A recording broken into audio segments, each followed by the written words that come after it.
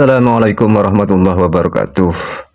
Akhirnya Ki Imaduddin tidak lagi masuk di dalam daftar sebagai anggota pengurus LBMNU ya. Namun sebagian pendukungnya itu ada yang meradang. Kalau saya baca isi surat dari keputusan PBNU ini adalah dalam rangka pergantian sekaligus penambahan personil di tubuh LBMNU.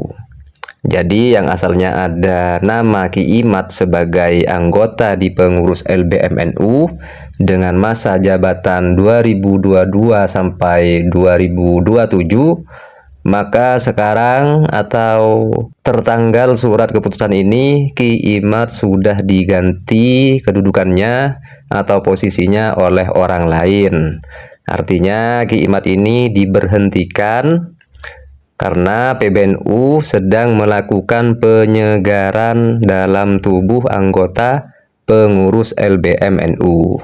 Bisa dibilang mungkin seperti reshuffle ya, yaitu melakukan perubahan komposisi atau personil-personil yang ada di kepengurusan LBMNU. Atau di suratnya itu istilahnya PAW, pergantian dan penambahan pengurus antar waktu. Jadi begitu, dan hal ini adalah hal yang biasa, hal yang wajar.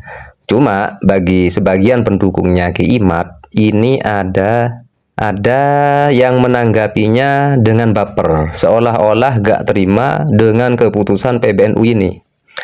Bahkan si Aziz Jazuli itu bernarasi yang narasinya menyudutkan Rois Am dan Gus Fahrur Razi, mengesankan kalau Rois Am dan Gus Fahrur yang dianggapnya sebagai pembela habaib itu ada di balik diberhentikannya Ki Imad sebagai anggota pengurus LBMNU, mengait-ngaitkan keputusan PBNU ini dengan sepak terjangnya Ki Imad selama ini ya, berkaitan dengan polemik nasab yang digembar-gemborkan oleh Ki Imad.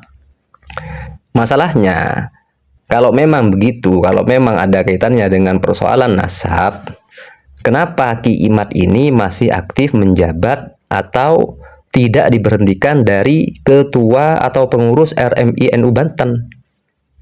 Jadi itu, kalau mengatakan dipecat dan dikaitkan dengan polemik nasab selama ini, tapi yaitu seharusnya kalau ada kaitannya dengan polemik nasab, tentu Ki Imad juga diberhentikan dari pengurus RMI NU.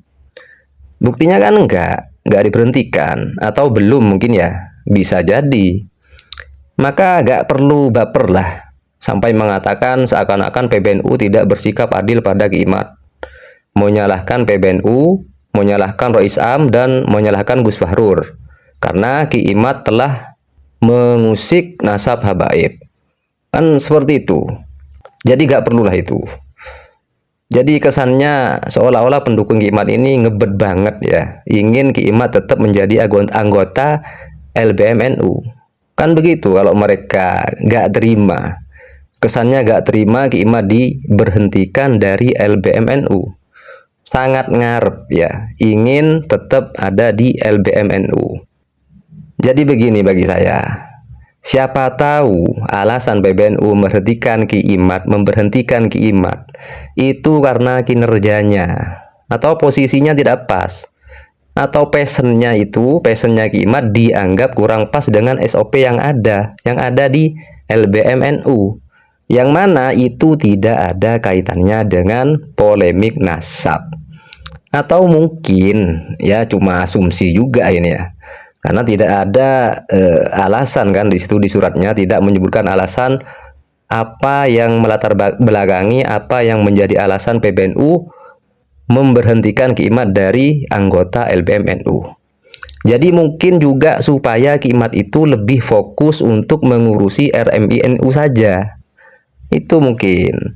Maka buat Jazuli dan channel Al Muallim Center serta konten kreator pro Ki Imad yang lain yang menanggapi masalah ini dengan cukup pedas ya, menyikapi pemberhentian Ki Imad ini, mereka itu bernarasi di konten di channelnya itu Wah, sangat pedas sudah. Cukup pedas ya. Gak usah baper lah. Anggaplah ini hal yang wajar. Toh Ki Imad sendiri masih aktif. Kan masih aktif sebagai Ketua RMI NU Banten. Artinya gak dibuang total dari kepengurusan di Nahdlatul Ulama. Dan lagi kalau mau mengaitkan dengan polemik nasab, mestinya ya, justru Ki Imad lah yang dipermasalahkan. Kenapa dari awal dia gak bisa lebih bijak ketika mau membahas nasab Habaib ini, dengan cara tidak membawa-bawa RMI NU dan tidak membawa atribut-atribut NU lainnya ke dalam polemik. Masalah nasab itu kan urusan pribadinya Ki Imad, ya, urusan pribadinya Ki Imad untuk tujuannya untuk membatalkan nasab Habaib, kan itu urusan pribadinya, bukan urusan organisasi NU. Maka jangan bawa-bawa organisasi baik RMI NU, baik membawa-bawa atribut-atribut yang ada di organisasi NU secara langsung maupun tidak langsung.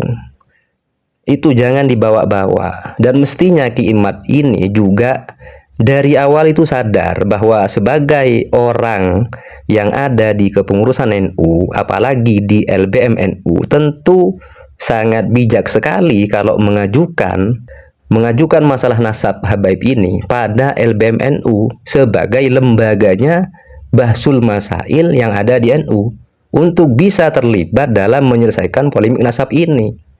Ya misalnya LBM NU itu menolak, misalnya mungkin Ki Imad sudah pernah mengajukan untuk dibahas di Bahsul Masail LBM NU, tapi LBM NU menolak dengan alasan yang logis. Ya sudah, jangan malah ketika tidak diterima lalu menyeret-nyeret NU dalam persoalan nasab ini. Sampai-sampai Ki Imad ini meracuni beberapa pengurus NU di cabang, sehingga beberapa pengurus NU di cabang itu juga membawa-bawa NU untuk menolak nasab Habaib. Akhirnya anti Habaib. Dan yang perlu diingat lagi bagi para pembatal nasab ini ya, bagi NU nasab Habaib itu sudah final, yaitu dari dulu, mulai dari pendiri NU sampai sekarang, itu masih tetap mempercayai bahwa Habaib adalah keturunan Rasulullah Shallallahu Alaihi Wasallam. Mungkin seandainya Ki Imad itu bukan bagian dari pengurus NU, dia itu gak bakal dengan mudah mendapatkan dukungan dari orang-orang NU yang awam. Begitu. Assalamualaikum warahmatullahi wabarakatuh.